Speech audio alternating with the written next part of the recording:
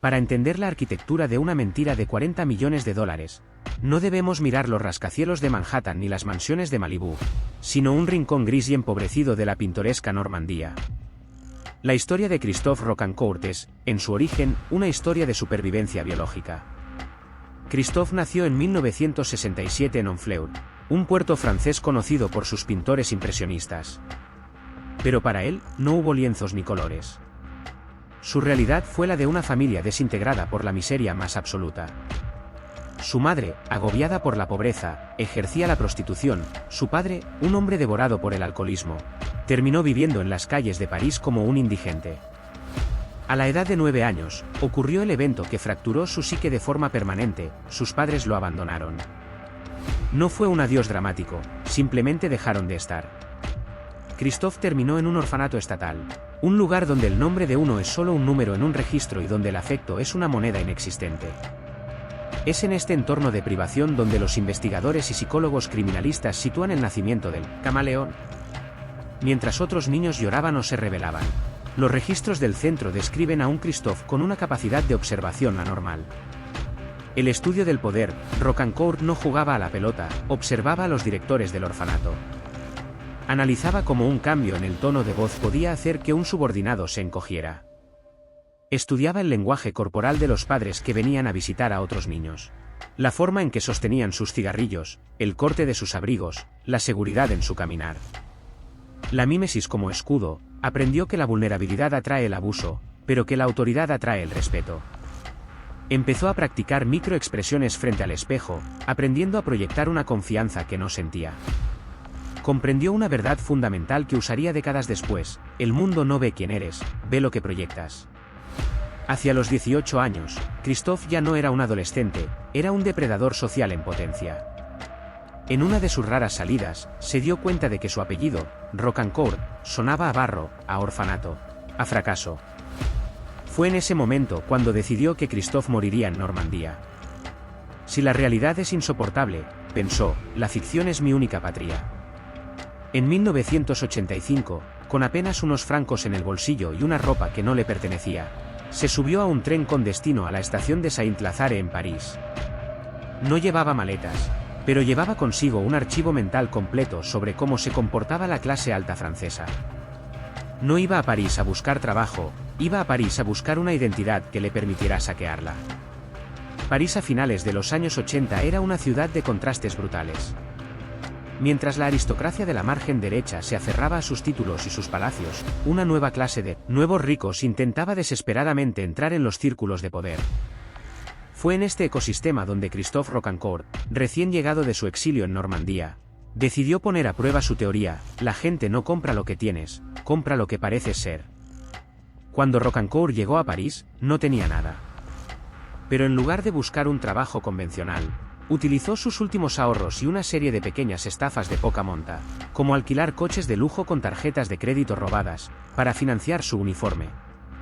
El guardarropa como armadura. Comprendió que en París, un traje de Avenue Montaigne era un pasaporte.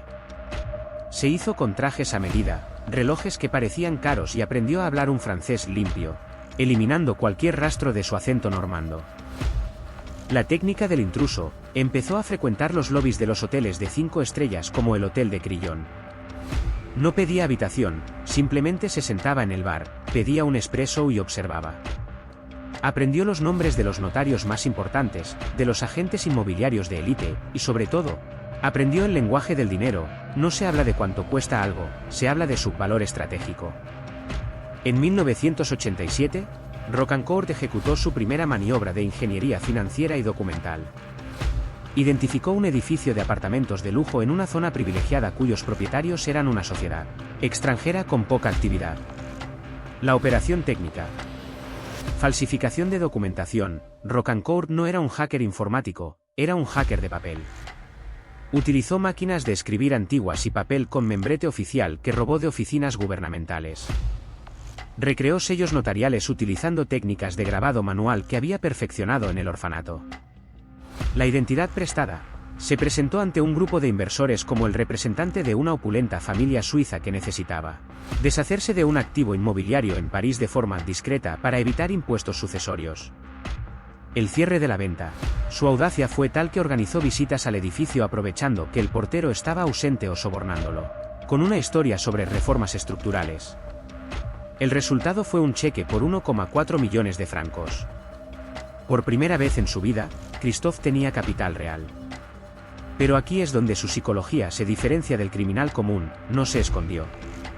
Con 1 millón de francos en el bolsillo, Christophe cometió el único error que casi termina con su carrera antes de empezar: la ostentación excesiva en un territorio controlado. La policía de París, alertada por la denuncia de los verdaderos propietarios meses después, empezó a seguir el rastro de un joven aristócrata, que estaba quemando dinero en los clubes nocturnos más exclusivos de la capital. Rocancourt fue detenido brevemente, pero la falta de pruebas digitales en la época y su capacidad para confundir a los interrogadores con una red de nombres falsos le permitieron salir bajo fianza. Fue en ese momento, mientras observaba la Torre Eiffel desde el cristal de un café, cuando se dio cuenta de que Europa era demasiado pequeña. En Europa, el pasado tiene raíces. En Estados Unidos, el pasado es una opción. En 1991, con un pasaporte falsificado de una calidad asombrosa y el poco dinero que le quedaba de su estafa parisina, Christophe Rocancourt compró un billete de primera clase con destino al aeropuerto JFK de Nueva York. El ensayo general había terminado. Era hora de que el mundo conociera a los Rockefeller.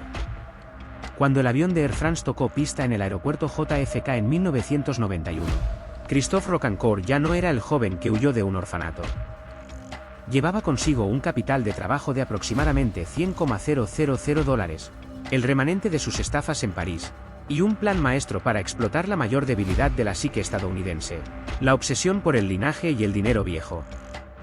En Europa, Rocancourt jugaba con apellidos de la pequeña nobleza, pero en Nueva York necesitaba una bomba atómica social. Tras semanas de investigación en bibliotecas públicas, estudiando árboles genealógicos y registros de propiedad, eligió el nombre definitivo: Christopher Rockefeller. ¿Por qué Rockefeller? Porque en Estados Unidos ese apellido no es solo un nombre, es una institución. Los Rockefeller reales son tan numerosos y tan discretos que es perfectamente plausible que existiera un primo lejano, educado en Europa, que regresaba a casa para manejar sus propios asuntos. Christophe no buscaba ser el Rockefeller famoso de la televisión, buscaba ser el Rockefeller del que nadie había oído hablar, lo cual lo hacía infinitamente más interesante para los círculos de inversión. Rocancourt se registró en el Waldorf Astoria, un bastión de la vieja guardia neoyorquina. Su estrategia no fue el ataque directo, sino la presencia inevitable. El ritual de la propina estableció una red de informantes pagados dentro del hotel. Daba propinas de $100 a los conserjes no por un servicio, sino simplemente por recordar su nombre. En pocos días, el personal del hotel susurraba a los visitantes habituales: ese joven de la suite es un Rockefeller. Maneja fondos privados en Suiza. La táctica del Veblen-Effekt, en economía: un bien de Veblen es aquel que la gente desea más a medida que sube su precio. Rocancourt aplicó esto a su propia persona. Se mostraba distante, casi aburrido de su propia riqueza.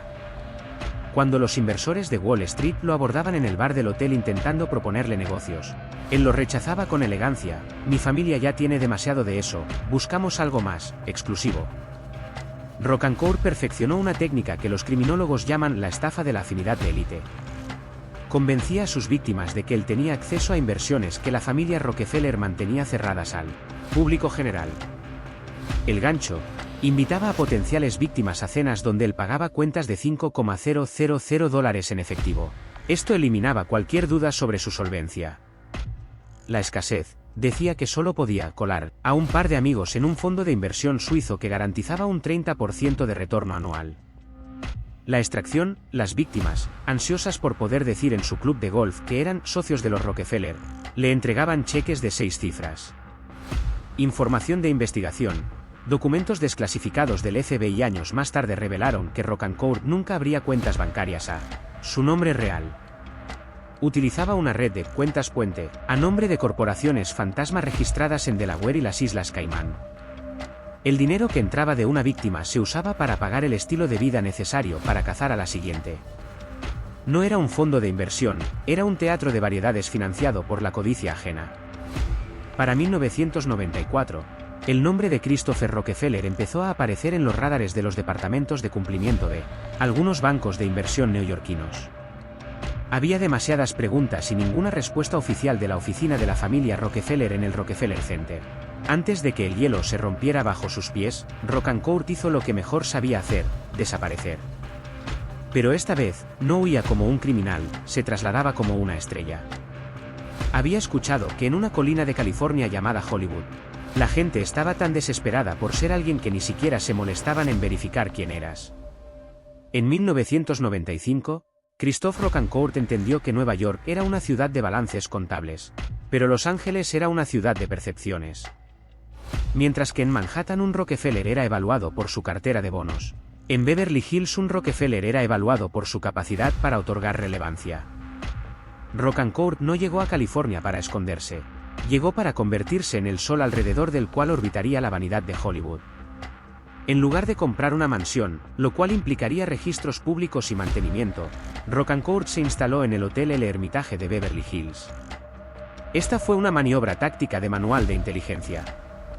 La suite como embajada, al vivir en un hotel de ultralujo, Rocancourt eliminaba la necesidad de dar explicaciones sobre su pasado. Los hoteles ofrecen una identidad instantánea. Si el conserje del El Hermitage te trata como a un príncipe, el resto del mundo asume que lo eres. Logística del dinero en efectivo. Pagaba facturas de $20,000 semanales en efectivo. En Los Ángeles, el efectivo es sospechoso para la policía, pero es excentricidad de genio para los productores de cine. La flota de fantasmas alquilaba Ferraris, Bentleys y Lamborghinis a través de empresas de leasing a corto plazo, asegurándose de que siempre hubiera un vehículo de 6 cifras esperándolo en el valet parking. La imagen era de una riqueza tan vasta que no necesitaba poseer nada, el mundo estaba a su servicio. Rocancourt comprendió que para estafar a la élite, primero debía ser validado por un alfa. Su objetivo fue Mickey Rourke. En aquel entonces, Rourke era una figura polarizante, un rebelde que buscaba autenticidad fuera de los guiones de estudio. Rocancourt aplicó lo que los investigadores llaman mimetismo psicográfico. Se presentó ante Rourke no como un fan, sino como un igual intelectual. Le hablaba de filosofía europea, de la carga de llevar un apellido como Rockefeller y del asco que le producía la superficialidad de Hollywood. Rourke, fascinado por este aristócrata rebelde, cometió el error fatal de la élite: abrirle las puertas de su círculo íntimo. Durante meses, Rocancourt vivió en la casa de Rourke. En cada fiesta, Rourke lo presentaba como mi hermano Christopher. En Hollywood, la validación de una estrella es más poderosa que cualquier auditoría bancaria. Si Rourke confiaba en él, el resto de la industria bajaba la guardia. Con el sello de aprobación de Rourke, Rocancourt puso su mira en la estrella de acción Jean-Claude Van Damme. Su estafa aquí fue de una audacia técnica brillante. La oferta de legado. Le dijo a Van Damme que sus películas de artes marciales estaban agotando su ciclo y que él, como Rockefeller, quería financiar su transición al cine serio. El presupuesto fantasma. Hablaron de una producción de $40 millones.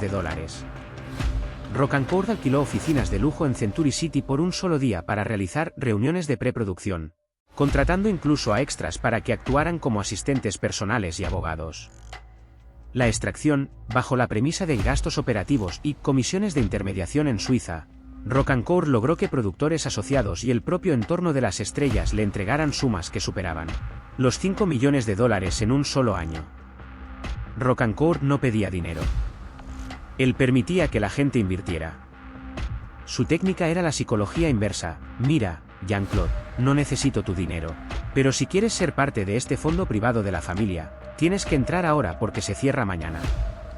Este sentido de urgencia, combinado con el aura de exclusividad, anulaba la capacidad crítica de sus víctimas.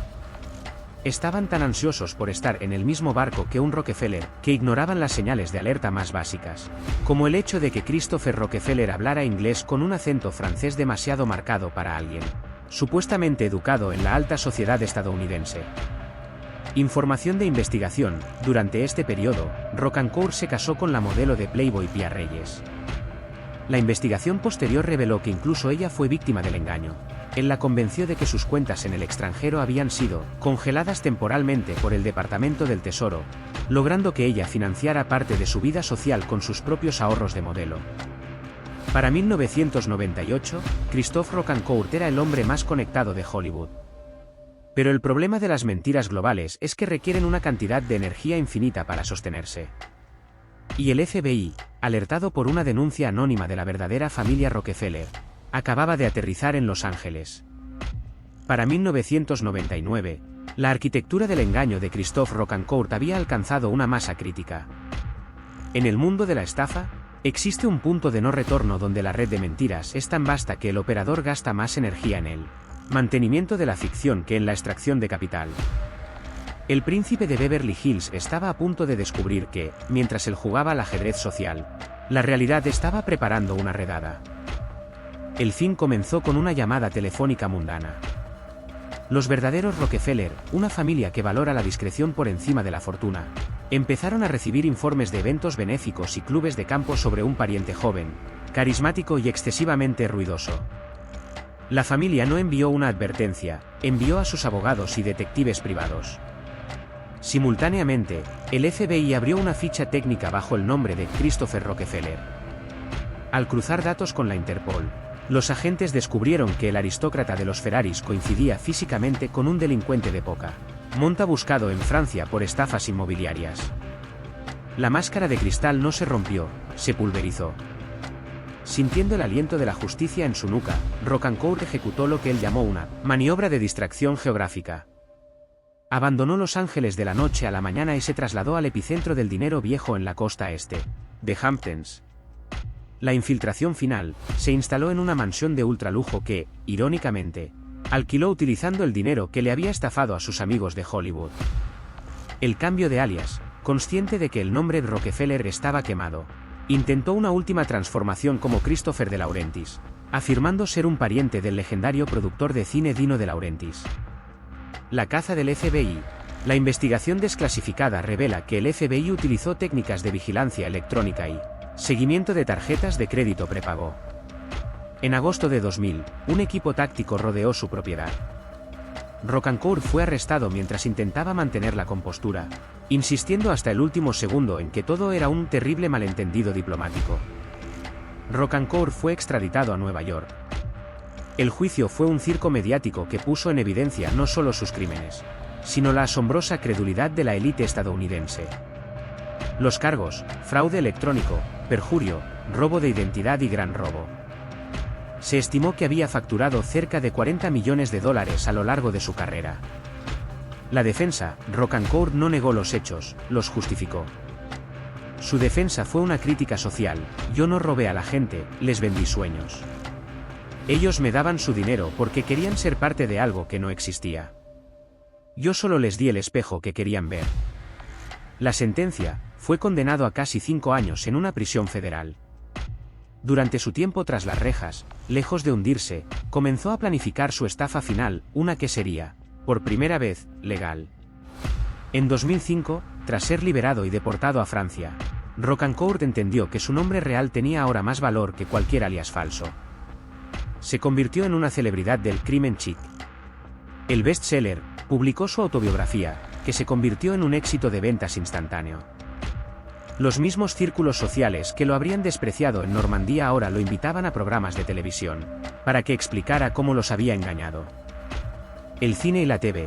Vendió los derechos de su vida para producciones cinematográficas y participó en diversos reality shows. El legado del camaleón. Christophe Rocancourt demostró que en la economía de la atención, la verdad es secundaria frente a una narrativa poderosa. Terminó su carrera viviendo en una propiedad de lujo en París, financiada legalmente por el relato de sus propios crímenes. La historia de Christophe Rocancourt no es solo la crónica de un estafador, es un estudio sobre la arquitectura del ego. Nos enseña que la mayoría de las personas no son engañadas por la habilidad del estafador, sino por su propia necesidad de validación y estatus. Rocancourt no hackeó cuentas bancarias, hackeó el deseo humano de ser especial. Él fue el huérfano que se convirtió en rey por la pura fuerza de su voluntad y la fragilidad de nuestras ambiciones. En el gran teatro de la alta sociedad, Christophe Rocancourt fue el único que sabía que todo, absolutamente todo, era una actuación.